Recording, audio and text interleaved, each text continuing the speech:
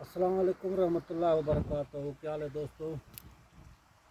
भाई अजवा खजूर को गुबार रख रहा हूँ, मर रहा हूँ उनको।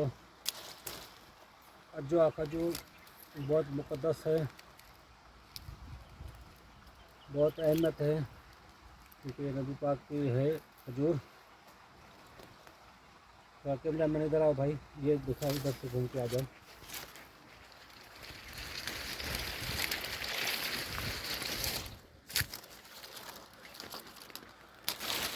ये देखो, जैसे ये है तो इसको ऐसे करना है। ये बरका काटना है।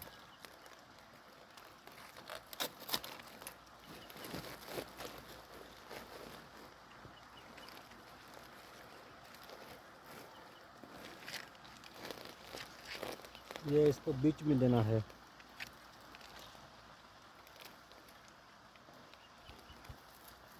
इसको ऐसे करके फिर इसको बांधना है,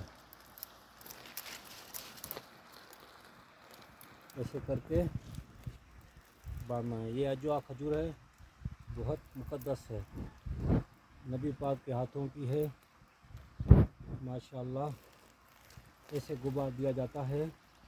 अजवा खजूर का दरख्त, हर खजूर का अपना हिसाब किताब है। सफारी को अलग तरीके से रखेंगे, बर्नी अलीस को अलग तरीके से रखेंगे, आमरी को की उसको अलग रखेंगे, अंबर को अलग तरीके से रखेंगे। ऐसे नहीं, बर्नी को अलग तरीका, हर किसी का खजूर का अलग अलग तरीका होता है गुबार देने का।